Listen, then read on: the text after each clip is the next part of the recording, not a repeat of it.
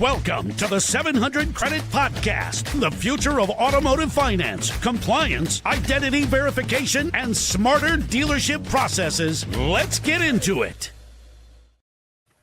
Hey, what is going on, Automotive Nation? I'm Jason Harris here, and thank you for joining me for another episode of the 700 Credit Podcast. Actually, this is a live episode, so if you're out there watching right now live, we appreciate you guys. Hey, look, I've got a big one for you today. I do, all right? You guys probably seen the post, okay? The FTC just issued warning letters to 97 auto groups for deceptive pricing practices. And the reality is, this isn't just about those groups. This could impact dealers across the country. So today, right now, we're going to do it today, all right? We're going to have a quick, real conversation about what's actually going on, where dealers are getting exposed, and how this is showing up inside real deals from both the compliance and from a credit perspective. I've got Adam from KPA, and I got Ken from 700 Credit joining me today. Now, this is just going to be a preview, okay? We've got we're going to unpack everything today because we've got a full deep dive webinar coming up where we'll break this all down step by step. Okay, so this is like your appetizer. Okay, the webinar is going to be happening April 7th at 1 p.m. and then again on April 8th at 11 a.m. During this entire recording, guys, if you see, hold on, where's that? Over there, okay, there will be a QR code. You can scan that QR code, and it's going to take you to the registration page. You guys, you have to register for this. This is serious, guys, and we're going to talk just how serious it is. All right, today, guys, we're going to cover why FTC targeted 97 auto groups, the most common pricing mistakes dealers are making right now, how to make sure your advertised pricing actually matches your deal jacket every single time. You heard me every single time. If you're a GM, a GSM, F&I manager, or a leader in your store, this one you're going to want to pay attention to. So grab a notebook, get some popcorn. Let me bring up the guests real quick. Hey, Ken. Hey, Adam. What's going on, guys? How you doing? Hi, Jason. Hey, Jason. Thanks for having us. No, thanks for letting me come on and talk to you guys. I mean, welcome to the show. Like, this is going to be fun. You know, look, people give me a hard time. Like, Jason, really, how do you compliance? That's fun. Yes. Yeah. The three of us are going to make it fun, right, guys? Right. We will. Hey, real quick, guys, I want to kick off today's podcast with just some quick introductions, right? So for like the 15 people out there watching, listening right now who don't know who you are, let's just do that. Adam, I'll start with you, and then Ken, I'll follow up with you. Just kind of a quick introduction about yourself and just how you got started in the business. Absolutely. So my name's Adam. I'm Chief Legal and Strategy Officer at KPA.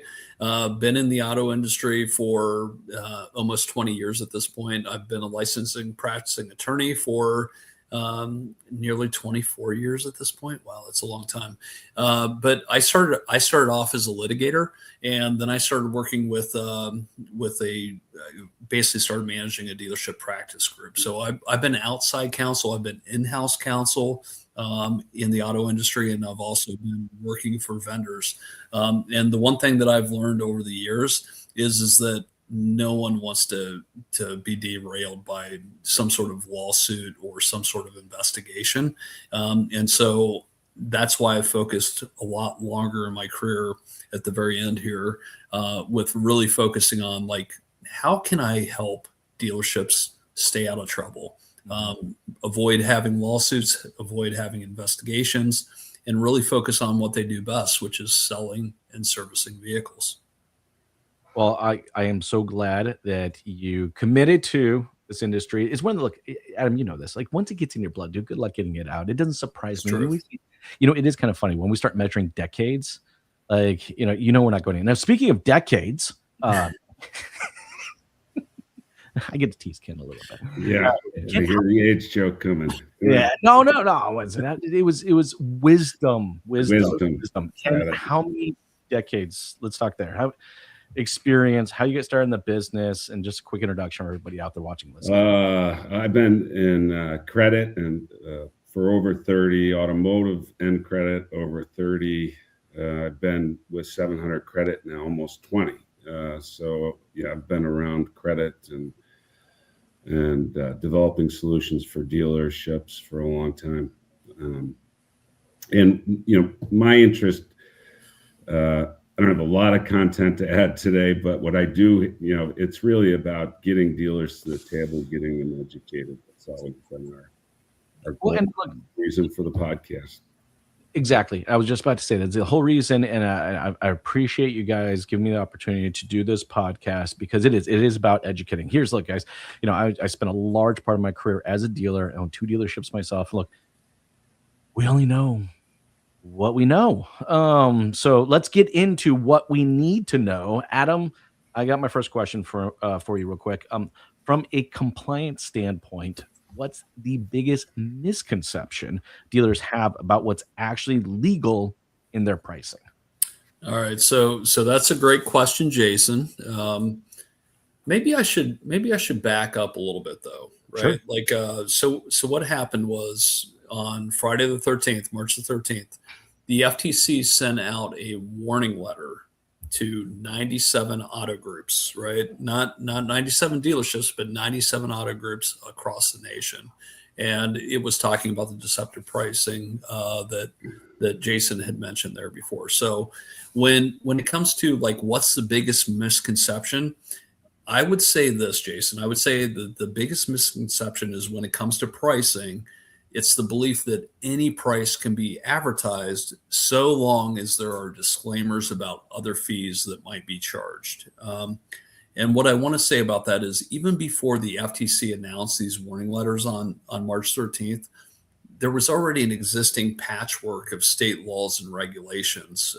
And it could just be like UDAP sort of regulations, unfair and deceptive acts and practices, that were very specific about what other fees could be charged outside of the advertised price. And in some cases, how much those fees could be from like an amount standpoint. So it's what's really kind of a big misconception is like, what actually does it require from a compliance standpoint, from a state level and a federal level.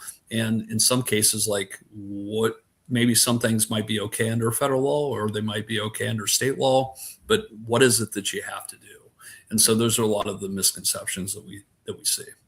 Well, and look, I think for everybody out there watching and listening right now, I think one of the misconceptions is that this is going after all dealers. Guys, look, I've read through, I'm pretty confident I can understand the intention here. It is to target specifically bad actors. Now, it's interesting that they sent it to 92 groups. I guess that's probably just because they want to cover as much ground as possible.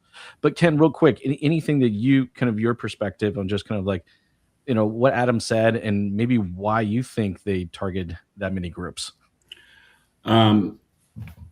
Well, based on a previous conversation I've had with Adam, I think they tried to cast a wide net to try and equal the playing ground so that everybody's starting with the same base price, right? That some dealers, when they're quoting rates to consumers, aren't telling them about built-in fees, and so are therefore displaying an inaccurate rate. And you got the dealers that are trying to, include everything and display everything, and their payments obviously going to be higher. So I think trying to ensure that everybody's aware and everybody's doing this really makes it a lot more equal. Well, it's creating an even playing ground, Right. And look, I know there has been attempts in the past to create even playing grounds. I think slightly unsuccessful. I'm confident that this is going in the right direction. I know some of you guys out there may not agree with me on that. And by the way, I love when you don't agree with me. So please drop a comment down below. Those are like my favorites. Anyways, next one for you. I got another one for you, Adam. What does the FTC consider to be deceptive pricing? And that might surprise most dealers. I'm just curious. Yep. Yeah. And so kind of building upon like the last question that you had there, Jason, like it's not just about the dealership space. It's not just about automotive. It's about a lot of other industries too. So, in the FTC's letter, they talk about things like grocery delivery services and concert tickets and housing and, hotels and things like that. And so when it comes to this, like from the FTC's position, it's the failure or not including all mandatory fees in the price other than mandatory government fees like tax, title, and registration. Now, we're going to be discussing the interplay between what the FTC's position is here and the patchwork of state laws that I mentioned earlier and what those requirements are. And we're going to be discussing that during a webinar that we have on April the 7th and April the 8th. So if you can't make it on the 7th, come to the 8th. But the great thing is about this webinar that Ken and I are going to be doing together is that it is going to be the day after the NADA and the FTC are having a webinar where they're talking about these specific issues. And we're going to give you a breakdown and the key takeaways from that webinar. So we're going to talk about the interplay between the state laws and the FTC's position that they just came out with to the 97 auto groups on March 13th. Which, talk about perfect timing, right? Well, believe it or not, we didn't plan it. At least I didn't. Adam might have. Mind. I had no idea. Absolutely blows my no, but talk about perfect timing. Like guys, Yeah. whoever else watching, listening, this is something you need to tune into. Maybe if you don't have the time to catch, the NADA one, this is the one that's going to kind of recap and obviously give your guys' perspective from it as well. It's kind of the after the dust settles. Let's dive into it. So I love that. Ken, anything that you'd kind of like to add, or what kind of your perspective from that as well? Well, my mind just starts racing about all the areas and dealers' websites where they're advertising, pricing, outbound marketing campaigns, newspapers, but also digital retailing solutions, right? And dealers and some of these groups might be using 5-6 digital retailing solutions in individual stores. I think you're going to have to inventory to ensure that your digital retailing solutions you have good disclosures about the additional fees that may or may not be added in, or what's not included, right? Disclosures like, hey, this is a self-reported score. This isn't your actual score. That could impact the price. A lot of variables. I'm interested to see how they play out. Well, and look, I think all those variables ultimately end up creating a better customer experience. Look, this is something I even fought at my dealership, just even internally with even just some of our internal technologies. Like the manufacturer would be advertising one price, and just for me to try to even duplicate whatever the manufacturer advertising price was difficult. Trying to adjust the residual rates to just get right, trying to adjust the buyout rate, trying to adjust the interest rate. Like I'm hoping that not only the dealers but also manufacturers start waking this up, because look, as a consumer, guys, I'm a consumer. I just recently bought a car for my daughter and went through this exact same process. It's nice to know that, hey, I see that. Oh, that's a good lease payment, and I'll be able to go in and find that exact lease payment. Unfortunately, that's not always the case right now. Guys, real quick, we must have hit a chord somewhere in some algorithm, because we have over 400 people right now online watching this. So this is a very timely topic. People are very much so interested in this. So let's keep this ball rolling. Adam, here's my next one for you. Okay. All right. Sounds good. What's a simple example of dealership being out of compliance without even knowing it? Oh, man. So, look, I'm going to go back to the March 13th warning letters that were sent out by the FTC. It says, like, not including everything in the advertised price, like all mandatory fees, Yes. with the exception of required government fees. And that would be things like tax, title, registration. So, tune into the webinar that we're going to have on April 7th and April 8th, because we are going to talk about those other fees that are commonly not included in the advertised price, things like dock fees. We're also going to talk about, from a state level, because there are a lot of state laws across the country. And, some of these state laws may allow for certain fees to not be included. So what's the impact of that based on the FTC's position? And with those states that also have very strict requirements of like, hey, you have to advertise this way, and this is what it has to include, and you don't have to include that, then like, what does that do? Because some of you might be thinking in some of those states, like, hey, I feel like I'm in a catch-22 here. Like if I do what the FTC says versus what the state says, then, I'm going to be in trouble one way or the other. And we're going to talk about that during the webinar too. That's actually a really good point because, I've operated businesses in a few different states, and that does wildly change. Again, guys, just so you know, QR code over there. All right, make sure you guys scan it and register so we can dive deeper into that.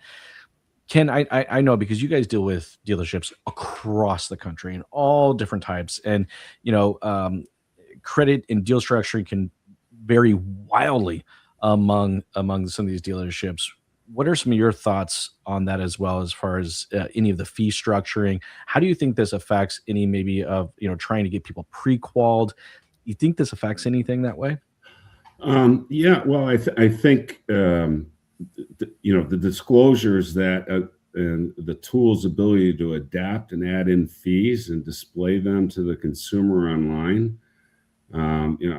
We see 5 to 10 digital retailing tools a week, and we're working on them with various things. And I'm racking my head. Okay, who is disclosing all the fees when they're presenting that price to the consumer when they're shopping online, and then it transitions into the showroom, right?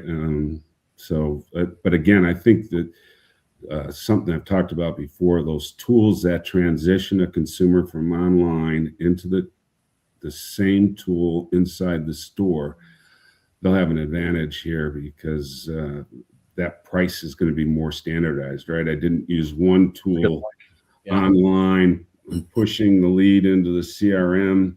In the CRM, I get it. Now I'm working it in another desking tool. Hopefully I don't have a third desking tool, right?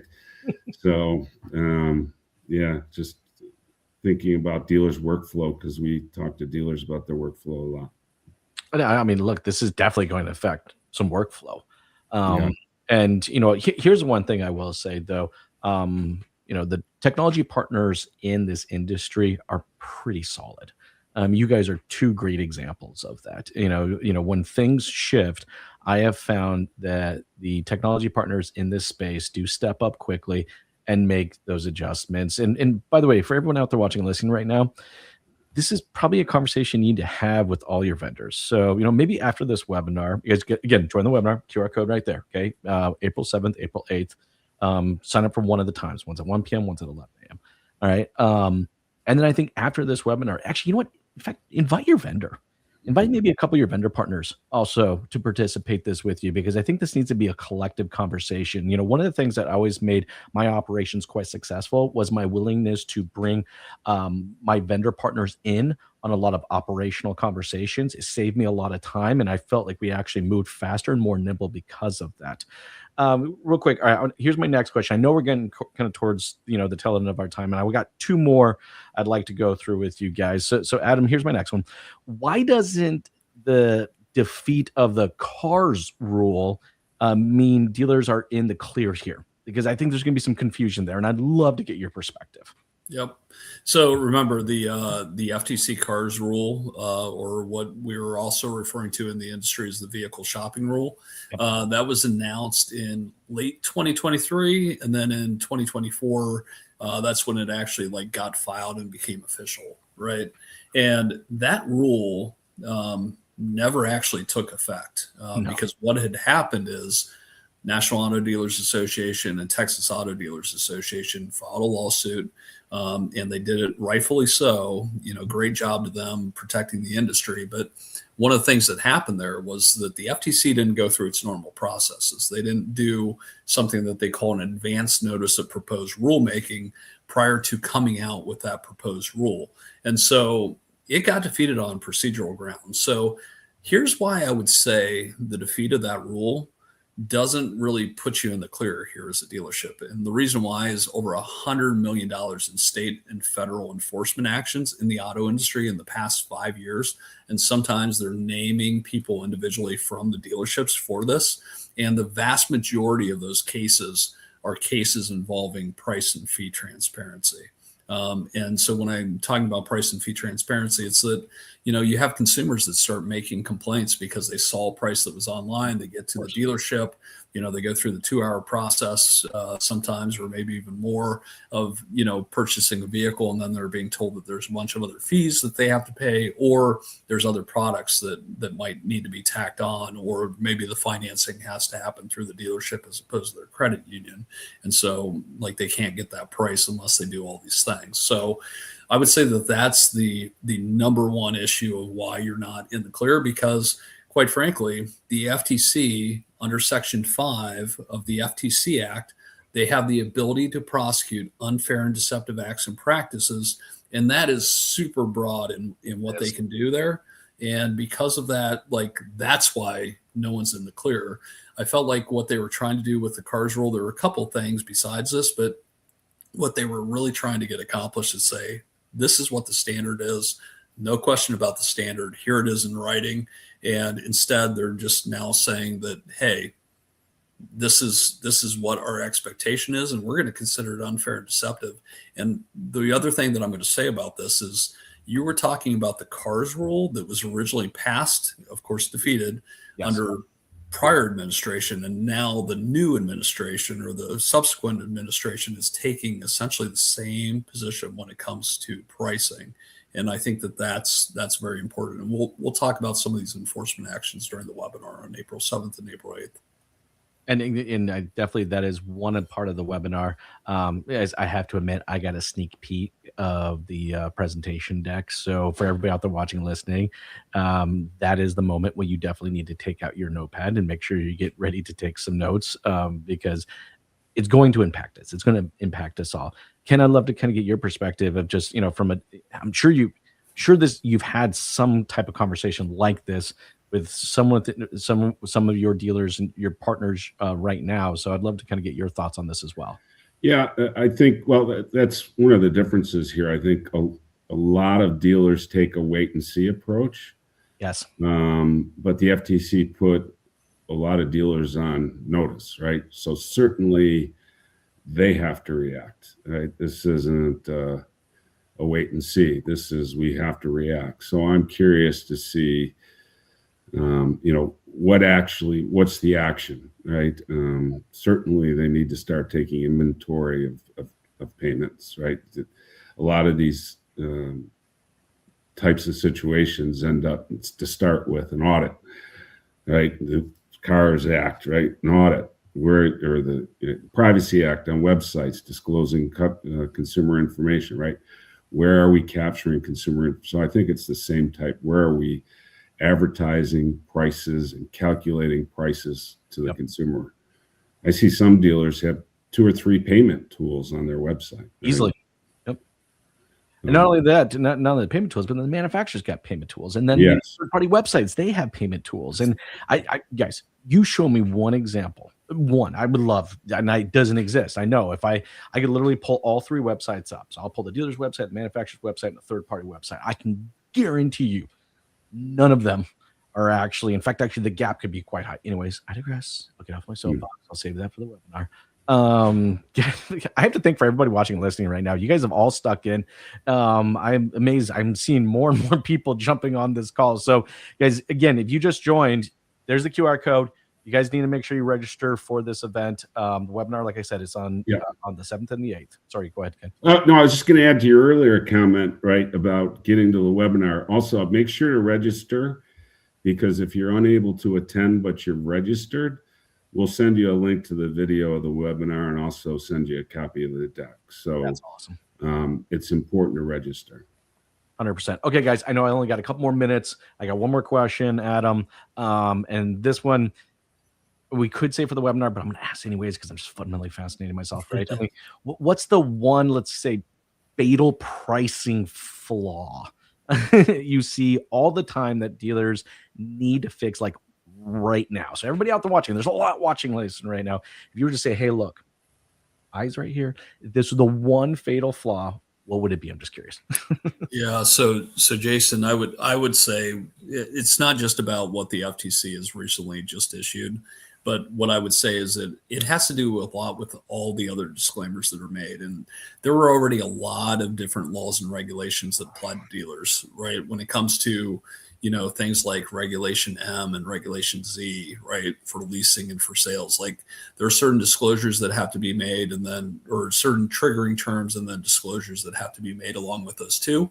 But one of the things that we commonly see is you will have the disclosures that are at the bottom of the web page. And I might scroll down past other advertisements for other vehicles through that process. And then I'm finally getting down to the very bottom where I'm seeing that. And that's a major issue in and of itself. And if that disclosure is like super small and someone can't really read it, like that's a problem. So it really should be right up there with the price. Like any sort of other disclosure should be right up there with the price, and it should be can't miss, right? The standard is clear and conspicuous, but it should be can't miss. And the other thing is that when it comes to, really trying to fix things, here's how that should occur. You should understand like what the price is for that vehicle and then be able to fix that in real time. And the great thing is that we do have solutions for that. So we are crawling websites. We are capturing the information about vehicles. We can see how the price is changing over time and actually getting like screenshots of the actual advertisements themselves. So then when it comes time to actually, doing your deal, you can check that. And then it also gives our auditing team the ability to also check those and, point these types of errors out to dealerships. So, it's a combination of three things when it comes to it. It's about having the right tools, like the right platform, having the right processes, and having the right people behind it, along with the education, the training and education of people. And I can't stress the education piece enough.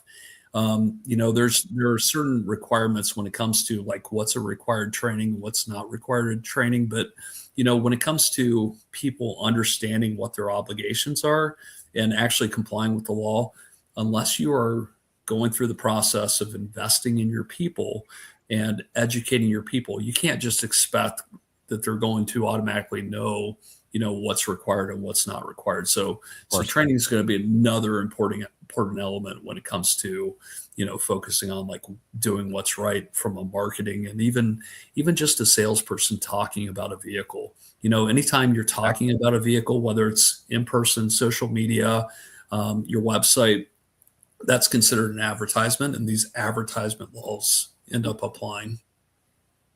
No, and look, I think that's super important because I think this is not just a good idea around necessarily advertising. This is something that, to your point, it fundamentally affects just the way that we communicate altogether, right? Like this is the way when we're text messaging or if we're emailing people, even if we're just out having a conversation with someone, But look, at the end of the day, this creates a better customer experience when everything is aligned. I can tell you right now, as a consumer, I've bought a bunch of cars myself. All right, this means a lot to the consumer when things are aligned.